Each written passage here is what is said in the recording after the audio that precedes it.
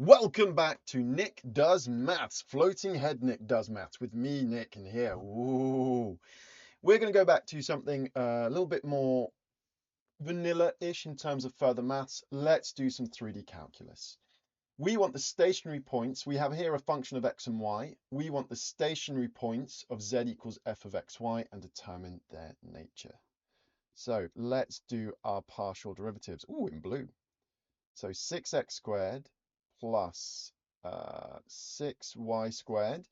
Now, if we're doing a partial derivative, y is basically a constant, so this disappears, minus 150. And we need that to be 0. And in the same way, df by dy, so the 2x cubed, if we are holding x as constant here, that disappears. I don't need the plus, do I? That becomes 12xy minus 9y squared equals 0. And I think this is going to be my key. So let's focus on equation 2, because we need values of x and y. We have two simultaneous equations, so let's go. Let's focus on equation 2. So 12xy minus 9y squared is equal to 0. We can divide everything by 3 and take, well, let's just take a 3y out.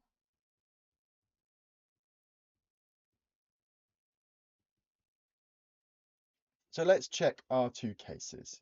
Case number 1. Y is 0. We're going to plug that back into number 1. So we've got two cases, right? Y is 0, and we got the case, let's do the other one in purple, where 4x is equal to 3y. Let's give ourselves a bit more space. We'll go up here. So let's do case number 1.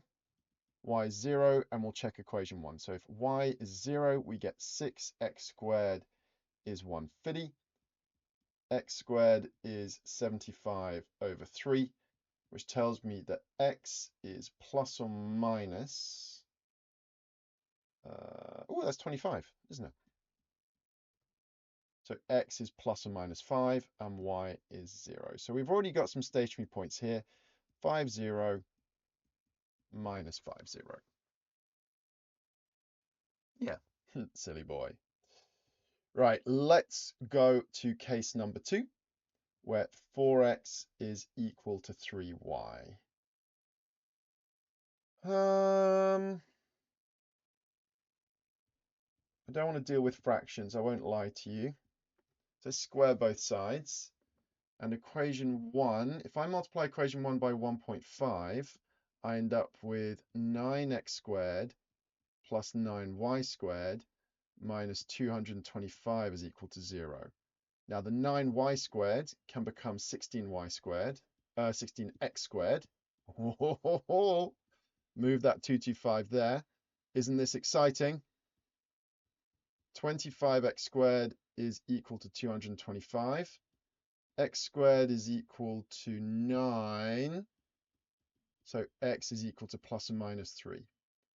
And if x is 3, y, in that case, y is plus or minus 4. So what do we get? We've got the stationary points here, 3, 4, and we got the stationary points, minus 3, minus 4. So those are all my cases. Now, how do we determine whether it's where we're at, right? The nature of it. Now we could do a whole bunch of stuff, but really what we want to do is check my second derivative. So let's just find my second derivatives. Let's just check my second derivatives. d2f dx squared becomes 12x, and d2f dy squared is equal to 12x minus 18y. So let's just go check all of these. So let's check 5, 0. And I'm going to use a little bit of shorthand. Second derivative, f with the two little x's there. That becomes 12 times 5, which is 60, which is positive. And my second derivative, d2f dy squared, becomes 60 as well, which is positive. So that means that if I hold y steady, x is a minimum. if I hold x steady in terms of y, we've got a minimum. That tells me that we've got a local minimum. Minus 5, 0, we will get, honestly, we can see here FYY is a negative 60. These are both negative, so this will be a maximum. Now let's go check our other two. Let's check 3, 4. At which point the d2f dx squared is 36, which is positive. FYY becomes 36 minus 72 is minus 36.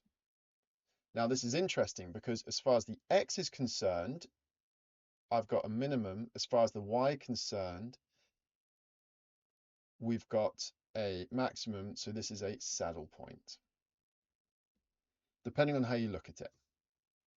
So depending on if you're looking at it in terms of the x's or the y's, you'll get a minimum or a maximum. So you will get a saddle shape. And let's check minus 3, minus 4. I have a sneaky feeling, funnily enough, the way these functions work, that we'll get the opposite.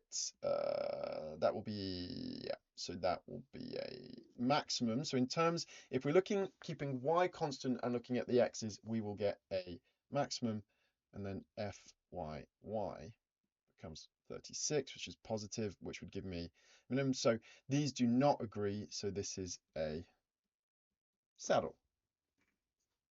Nice. There we go. Nice little bit of 3D calculus for us, looking at stationary points and their nature. Did we enjoy that? What do we think? Drop us a comment. Do you want more of these? Did you need more explanation? Do you want some more graphs with this? Let me know. Don't forget to like, subscribe, hit the bell for notifications so you catch these as they come out. As we continue to go through the academic year, these will start trickling in more and more as we get more and more advanced in our further maths. I really hope you enjoyed it. Like, subscribe, hit the bell. Like I said, see you next time.